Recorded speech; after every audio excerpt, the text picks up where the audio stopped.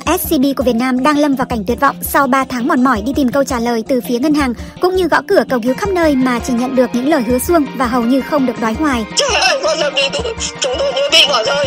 Trong khi đó, ở nước Mỹ, ngày đầu tiên của năm mới 2023, những tình nguyện viên gốc Việt đã chuẩn bị và phân phát các phần ăn nóng miễn phí cho những người kém may mắn tại một trung tâm hỗ trợ người vô gia cư ở ngoại ô thủ đô Washington. Cái truyền thống của người Việt Nam của mình là cái sự chia sẻ. Đó là lúc mà mình cũng nên nghĩ lại những người kém may mắn hơn mình. Đó là những người SCB đang lâm vào cảnh tuyệt vọng. Sau 3 tháng mòn mỏi đi tìm câu trả lời từ phía ngân hàng, cũng như gõ cửa cầu cứu khắp nơi mà chỉ nhận được những lời hứa suông và hầu như không được đoái hoài, một nạn nhân ở Hà Nội nói với VOA. Kể từ vụ trái phiếu của công ty An Đông, một công ty con của tập đoàn Vạn Thịnh Phát, bị đổ bể sau khi bà Trương Mỹ Lan, chủ tịch tập đoàn, bị bắt hôm 7 tháng 10 với tội danh lừa đảo chiếm đoạt tài sản. Hơn 40.000 nạn nhân khắp cả nước có nguy cơ mất trắng số tiền lên đến 25.000 tỷ đồng. Nhiều người trong số các nạn nhân đã tìm đến các chi nhánh ngân hàng SCB, nơi đã dẫn dụ họ từ gửi tiết kiệm sang mua trái phiếu để đòi tiền, yêu cầu SCB phải có trách nhiệm và trương băng rôn biểu ngữ lên án ngân hàng này đã lường gạt họ. Trong khi đó cho đến nay, bất chấp hệ lụy to lớn của vụ việc đối với xã hội, báo chí trong nước hầu như im lặng trước nỗi khổ và nỗi bất bình của các nạn nhân của vụ lừa đảo quy mô này. Từ Hà Nội, một nạn nhân 60 tuổi ở quận Đống Đa, hiện đã nghỉ hưu vì lý do sức khỏe, đã kể với VOA về hành trình tuyệt vọng của ông để đòi lại số tiền tích góp của mình sau hàng chục năm làm việc. Chúng tôi đã liên tục đến ngân hàng SCB để yêu cầu họ giải thích tại sao bây giờ trái phiếu tôi mua đã đáo hạn mà họ không thanh toán tiền lãi, cũng như không mua lại trái phiếu gì hết. Nạn nhân tên T này nói với điều kiện giấu tên do lo sợ về an ninh của bản thân và gia đình. Giám đốc ngân hàng trả lời rằng bây giờ tài sản của tập đoàn Vạn Thịnh Phát đang bị phong tỏa, còn bản thân SCB đang bị kiểm soát đặc biệt nên họ chưa thể trả lời được. Ông T nói thêm và cho biết người giám đốc trả lời ông là ông Nguyễn Anh Tài, giám đốc chi nhánh SCB Hà Nội trên phố Thái Hà. Ông T cho biết ông có tới 5 hợp đồng mua trái phiếu với tổng số tiền là 5 đến 6 tỷ đồng, trong đó có 2 hợp đồng đã đáo hạn 2 tháng này. Bên SCB nói rằng phải đợi cơ quan công an điều tra xong mới giải quyết. Ông nói thêm và cho biết lãnh đạo SCB nói lòng vòng là ông ta chỉ là người thừa hành thôi, vẫn phải đợi chỉ đạo của cấp trên.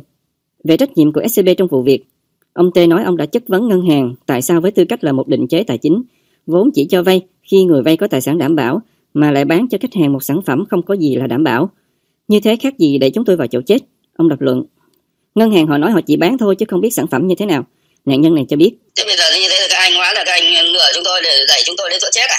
Bây giờ chúng tôi bao nhiêu tài sản tiền nong của chúng tôi cũng chỉ vì tin các anh là ngân hàng, anh đại diện cho ngân hàng. Bây giờ các anh bao nhiêu tiền nong tài sản, bao nhiêu cả đời chúng tôi có một cái chút tiền như thế để chúng tôi tin tưởng anh gửi vào để lấy tí lãi để tiêu dùng cho phục vụ cho cái cuối đời của mình. Thế mà bây giờ các anh tự nhiên biến cho thành những người như vô sản. Bây giờ không có tiền vào bệnh viện ai chữa cho mình, con cháu mình đi học không có tiền học phí thì phải làm sao? Ông T vừa nói với VOA vừa khóc nức nở. Lần cuối cùng ông lên ngân hàng, ông đã yêu cầu phải có câu trả lời dứt khoát. Anh phải trả lời dứt khoát thôi, chứ bây giờ các anh cứ hứa hẹn. Bây giờ chúng tôi cứ sống bằng cái lời hứa hẹn, bằng cái niềm tin của các anh mãi rồi hả? Chúng tôi ai nuôi chúng tôi sống thế nào không có tiền, chúng tôi sống bằng cái gì bây giờ?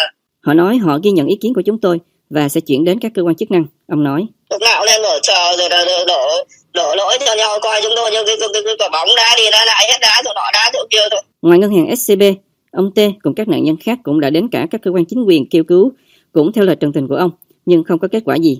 Ông nói hồi đầu tháng 12, hội các nạn nhân trái phiếu SCB đến trụ sở Bộ Tài chánh vào ngày có lịch tiếp dân. Nhưng khi anh em chúng tôi lên, họ thấy đến đông quá, họ đóng cửa lại không tiếp. Mọi người cứ đứng bên ngoài kêu gào mãi thôi, ông thuật lại. Ông cho biết ông có nghe các lãnh đạo Bộ Tài chánh có hứa này hứa kia, rằng họ sẽ đảm bảo quyền lợi cho người đầu tư, nhưng cuối cùng cũng chẳng có giải pháp cụ thể nào cả.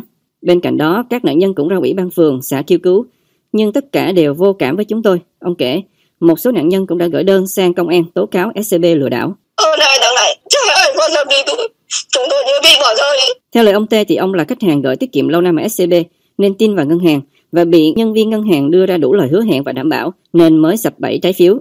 Chúng tôi nghĩ rằng mình có ít tiền thì gửi tiết kiệm vào ngân hàng cho yên tâm, vì bây giờ bên ngoài xã hội lừa đảo, chụp giật rất nhiều. Ông giải bày và cho biết khi sổ tiết kiệm của ông đến hạn, ông lên ngân hàng rút tiền thì người ta giới thiệu mua cái này tiện lợi hơn, lợi nhiều hơn. Họ gom các khách hàng VIP có tiền gửi từ vài tỷ trở lên và kêu chúng tôi làm việc với bộ phận VIP, nơi có các nhân viên dụ dỗ chúng tôi mua trái phiếu. Ông kể. Hàng bảo chúng tôi được cử ra tiếp chúng tôi thì nói là các chú cứ mua yên tâm, cái này là sản phẩm của ngân hàng bọn cháu, thế và cái này có bọn cháu đảm bảo. bọn cháu quản lý về tài sản đảm bảo, rồi là bọn cháu là trực tiếp là người tham gia nữa. Thế thì cũng còn in cho tôi những cái tờ rơi rất đẹp. Nhân viên ngân hàng còn đưa cho ông mẫu xác nhận là nhà đầu tư chuyên nghiệp để ký vào. Ông kể, tôi không biết đấy là gì và tôi có hỏi thì họ bảo là chú cứ yên tâm, không có vấn đề gì đâu. Sau 31 ngày thì chú có thể rút cả gốc lẫn lãi. Ông nói, theo lời ông thì hợp đồng SCB đưa ra cho ông ký chỉ có bên mua là ông ký, còn bên bán không thấy ghi là ai cả. Ông có hỏi thì nhận được câu trả lời là chú không cần quan tâm. Tôi nói là tôi đã nộp tiền, ký hợp đồng rồi mà chẳng thấy tên ai trên đó cả. Trong khi các anh nói là có ngân hàng tham gia thì họ mới đem hợp đồng đấy đi đóng dấu giáp lai của ngân hàng lên. Ông T thuật lại. Khi được hỏi tại sao không đọc kỹ điều khoản trong hợp đồng trước khi ký, ông T nói ông thấy lằng nhằng cả một bộ mà tôi đã có tuổi, đầu óc không cần minh mẫn nữa thì làm sao mà đọc, trong khi họ trấn an tôi rằng không cần phải đọc, chỉ quan tâm đến lãi suất là bao nhiêu, kỳ hạn ra sao, còn những vấn đề khác là việc của ngân hàng. Tôi không bao giờ biết trái phiếu là gì cả. Chúng tôi đến ngân hàng chỉ là gửi tiết kiệm. Chúng tôi đã gửi tiền ở SCB bao nhiêu năm nên tin tưởng ngân hàng. Với lại ngân hàng đóng cho cái dấu ấy vào hợp đồng và tôi thấy cũng có nhiều người mua trái phiếu nên cũng yên tâm. Ông trần tình lý do ông sập bẫy của ngân hàng SCB. Ông cho biết hơn 1 tháng sau khi ông ký hợp đồng thì hợp đồng mới được gửi đến cho ông và khi đó ông mới biết mình mua trái phiếu của An Đông. Lúc đó tôi có biết An Đông, Tân Việt là ai đâu, ông giải bày. Theo lời ông thì bây giờ SCB lại lật lọng là ông trực tiếp mua với bên bán, còn họ chỉ là người giới thiệu. Thì như bên ngoài người ta cũng rất nhiều lần người ta gọi điện trực tiếp đến, người ta đặt vấn đề tôi, người ta còn trả từ chúng tôi đến 14-15%. Chỗ chúng tôi tin tưởng nhất ai ngờ lại là nơi đi lừa mình, ông chua xót nói. Nếu chúng tôi là nhà đầu tư trái phiếu thật sự thì chúng tôi chấp nhận hậu quả, không kêu ca gì cả. Ông nói sống chết ông cũng quyết đòi lại tiền cho bằng được, vì đó là đồng tiền mồ hôi xương máu của tôi và gia đình. Theo lời ông thì hy vọng lớn nhất của ông lúc này là chính phủ trực tiếp vào cuộc thì chúng tôi mới có hy vọng lấy lại được tiền. Tôi mong chính phủ có công điện gửi cho SCB và Tân Việt yêu cầu họ phải giải quyết cho người dân theo đúng điều kiện đã ghi trong hợp đồng, ông bày tỏ. Chuẩn bị cẩn thận các phần ăn nóng miễn phí để phục vụ những người kém may mắn tại một trung tâm hỗ trợ người vô gia cư ở ngoại ô thủ đô nước Mỹ là công việc của những tình nguyện viên này trong buổi sáng đầu tiên của năm mới 2023. Thay vì ở nhà đi chơi với bạn bè hay quây quần bên người thân trong ngày đầu năm thì họ đến đây mang yêu thương và niềm vui tới với những người không có mái ấm gia đình. Đối với các tình nguyện viên trẻ này, sẻ chia với người khác thực sự là một diễm phúc. Em Nguyễn Thế Hào, một tình nguyện viên nói: Để phục vụ cộng đồng thì tôi sẵn sàng làm bất cứ điều gì mà tôi có thể. Tôi đã từng tham gia vào những chương trình như thế này nhiều lần rồi. Và khi được nhìn những con người ở đây vui vẻ như thế nào với những gì mà tôi cùng các tình nguyện viên khác đem tới cho họ thì đó thực sự là một cảm giác tuyệt vời. Còn chị Vân Cao, một tình nguyện viên khác thì chia sẻ thêm. Khi mà mình giúp được cho những người xung quanh á, thì cảm giác rất là happy. Thì mình thấy mình có hữu ích cho những người xung quanh, cho xã hội. Cái đó là cái perfect feeling. Những tình nguyện viên gốc Việt và các chương trình thiện nguyện như thế này từ nhiều năm nay đã được rất nhiều người ở khu vực thủ đô nước Mỹ biết tới và trở thành thân quen tại không ít trung tâm hỗ trợ và các khu công viên nơi có đông người vô gia cư tập trung. Đặc biệt có những chương trình do các hội đoàn sinh viên gốc Việt vận động và thực hiện vào mỗi dịp lễ cuối năm, thường phục vụ và cung cấp thức ăn nóng, quần áo ấm miễn phí cho rất nhiều người vô gia cư ở trung tâm thủ đô nước Mỹ. Anh Donald Richardson, trung tâm hỗ trợ New Hope, thành phố Arlington nói: Những hoạt động như thế này rất đáng quý, đặc biệt là trong dịp lễ đầu năm như thế này, bởi nhiều người ở đây họ thật sự là chẳng còn gì cả. Và khi các bạn đến đây thì các bạn không chỉ phục vụ cho họ một bữa trưa ấm áp mà các bạn còn đem tới cho họ sự thân thiện và rất nhiều tình cảm. Hãy nhìn những người ở đây hôm nay, họ rất vui vẻ. Với sự khuyến khích của các bậc phụ huynh, các chương trình do chính giới trẻ gốc Việt thuộc thế hệ thứ 2 sinh ra và lớn lên trên đất Mỹ thực hiện đang ngày một nhiều hơn.